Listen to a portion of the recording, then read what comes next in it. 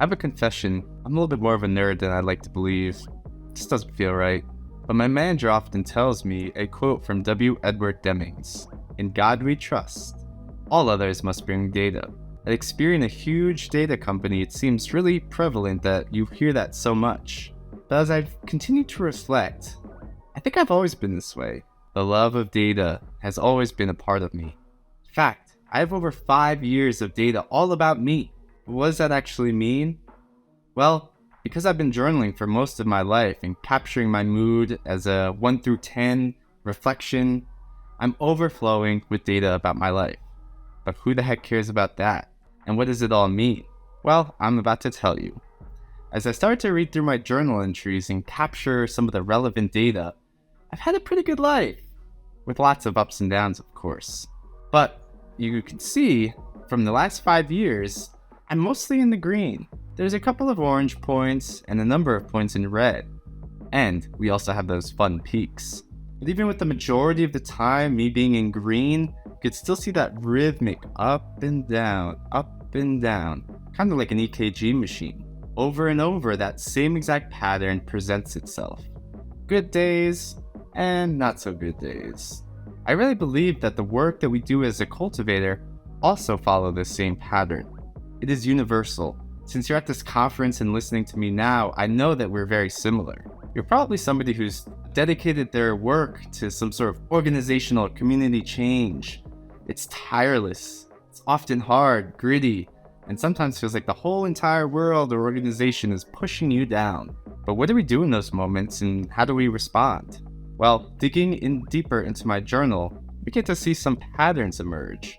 The vast majority of the time where I rated something low, those 3s and 4s, that really thought like was crushing my spirit, and I thought like there's no end in sight and it was so horrible, I would now rate much, much higher.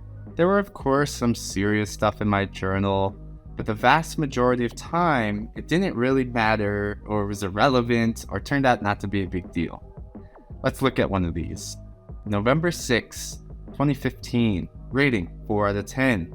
What gave it such a low rating? Well, let me tell you. It was the cataclysmic, horrible event of a girl I just met not texting me back fast enough. Quote, "I am totally obsessing. When will she text me? What will I say? And what will happen if I don't get to see her this weekend? Man, I could wish I was happy again." I know, so dramatic. But we've all been there.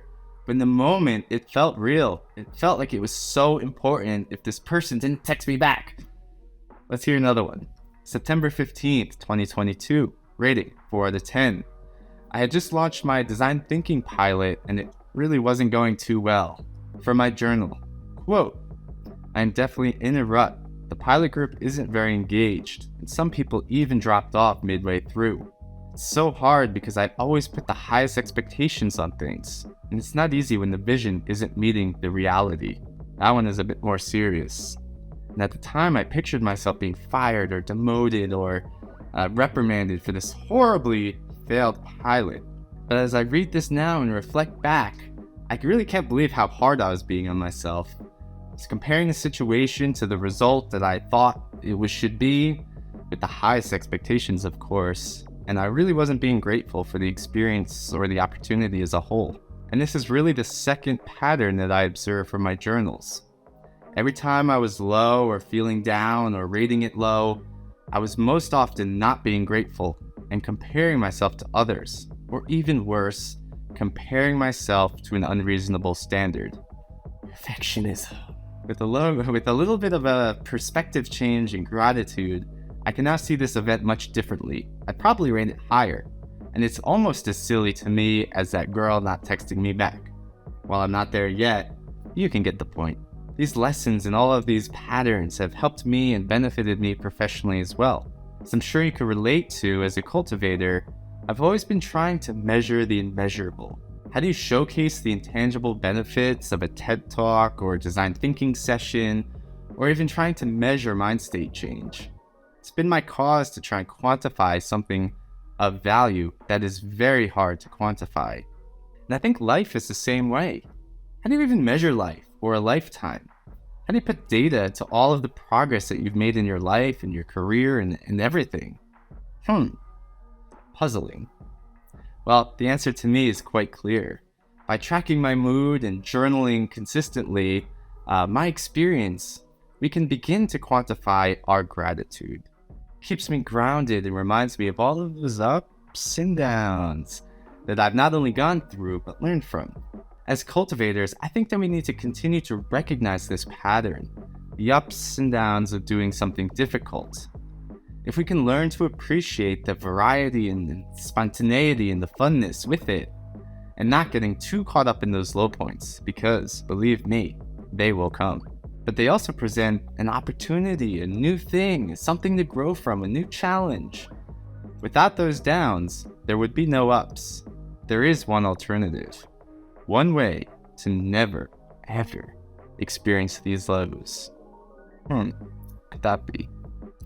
It's to stop what you're doing immediately. Give up. Stop being a cultivator and get in line for the status quo. It'll be quite comfortable, believe me. There is, however, one big drawback. Status quo is a flat line. It's the comfort zone that squishes life.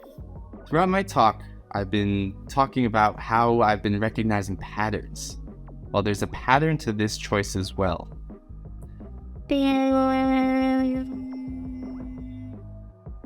Don't worry, that's not you. Thank you very much.